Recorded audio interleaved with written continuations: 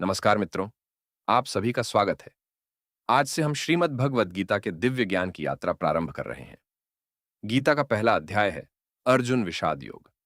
पहली नजर में यह अध्याय केवल युद्ध की तैयारी जैसा लगता है, लेकिन वास्तव में यह मानव जीवन के सबसे गहरे मनोवैज्ञानिक और आध्यात्मिक संघर्ष को दर्शाता है। हम सभी के जीवन में ऐसे क्षण आते हैं जब सही और गलत के बीच निर्णय लेना कठिन हो जाता है। यही संघर्ष अर्जुन के भीतर भी चल रहा था। कुरुक्षेत्र का युद्ध महाभारत का महान युद्ध आरंभ होने वाला था। एक ओर थे पांडव, जो धर्म और न्याय के लिए युद्ध कर रहे थे। दूसरी ओर थे कौरव, जिन्होंने छल और अन्याय से राज्य पर अधिकार कर लिया था।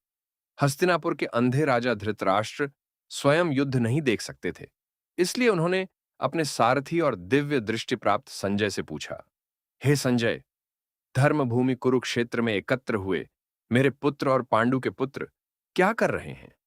यहीं से भगवद गीता का आरंभ होता है। कुरुक्षेत्र केवल एक युद्ध भूमि नहीं है, बल्कि हमारे मन का भी प्रतीक है, जहां हर दिन सत्य और असत्य, धर्म और अधर्म, साहस और भय का संघर्ष चलता रहता है। दुर्योधन की चिंता।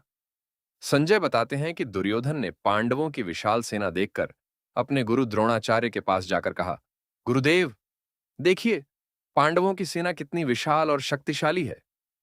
वह अपनी सेना के महान योद्धाओं का भी उल्लेख करता है, भीष्म पितामह, कर्ण, कृपाचार्य, अश्वत्थामा और अनेक महारथी। दुर्योधन के शब्दों में आत्मविश्वास था, लेकिन उसके मन में भय भी छिपा हुआ था।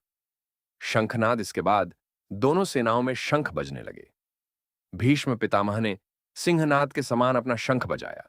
तभी भगवान श्री कृष्ण ने अपना पांचजन्य शंख बजाया और अर्जुन ने देवदत्त शंख बजाया। पूरा आकाश शंखों की ध्वनि से गूंज उठा। यह केवल युद्ध का संकेत नहीं था, बल्कि धर्म की रक्षा के लिए आरंभ होने वाले महान संघर्ष की घोषणा थी। अर्जुन की इच्छा। अर्जुन ने भगवान श्री कृष्ण से कहा, हे कृष्ण, मेरा रथ दोनों सेनाओं के बीच ले चलिए, ताकि मैं देख सकूं कि मेरे विरुद्ध युद्ध करने कौन कौन आए हैं। भगवान श्री कृष्ण मुस्कुराते हुए रथ को दोनों सेनाओं के बीच ले आए। अर्जुन का दुख। जब अर्जुन ने सामने देखा, तो उनके सामने थे भीष्म पितामह, गुरु द्रोणाचार्य, चाचा, भाई, मित्र, रिश्तेदार, अपने ही कुल के लोग। उन्हें देखकर अर्जुन का हृदय करुणा से भर गया। उन्होंने कहा, हे कृष्ण, मेरे हाथ कांप रहे हैं, मेरा मुख सूख रहा है, मेरा शरीर थर थर कांप रहा है, मेरा प्रसिद्ध धनुष गांडीव हाथ से छूट रहा है। यह केवल शरीर की कमजोरी नहीं थी, बल्कि मन की गहरी पीड़ा थी। अर्जुन के तर्क। अर्जुन ने युद्ध न करने के कई कारण बताए। उन्होंने कहा, यदि अपने ही परिवार के लोगों को मारना पड़े, तो ऐसा राज्य किस काम का? ऐसी विजय, ऐसा सुख और ऐसा धन मुझे स्वीकार नहीं।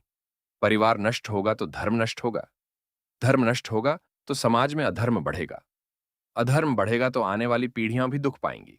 इसलिए मैं युद्ध नहीं करना चाहता। अर्जुन का मोह। अर्जुन के मन में दया थी, लेकिन उस दया के साथ मोह भी जुड़ गया था। यही मोह उनके कर्तव्य को धुंधला कर रहा था। वे भूल गए कि यह युद्ध व्यक्तिगत शत्रुता का नहीं, बल्कि धर्म की रक्षा का था।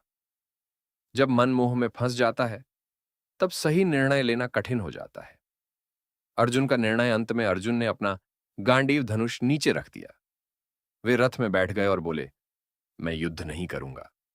यहीं पहले अध्याय का अंत होता है। अध्याय का संदेश। पहला अध्याय हमें यह नहीं सिखाता कि अर्जुन कमजोर थे, बल्कि यह सिखाता है कि जीवन में सबसे महान व्यक्ति भी कभी-कभी भ्रम, भय और दुहक का अनुभव करते हैं। जब मन भ्रमित हो जाए, तब अहंकार नहीं, बल्कि ज्ञान की आवश्यकता होती है। अर्जुन ने अपने प्रश्न भगवान श्री कृष्ण के सामने रखे, और यही प्रश्न आगे चलकर भगवद गीता के अमर ज्ञान का कारण बने। समापन। दोस्तों, गीता का पहला अध्याय हमें सिखाता है कि जीवन की सबसे बड़ी लड़ाई बाहर नहीं, बल्कि हमारे अपने मन के भीतर होती है। जब हम सत्य की खोज करते हैं और सही मार्गदर्शन स्वीकार करते हैं, तभी जीवन बदलता है। अगले अध्याय में भगवान श्री कृष्ण आत्मा, कर्म और जीवन के महान रहस्यों का ज्ञान देना प्रारंभ करेंगे।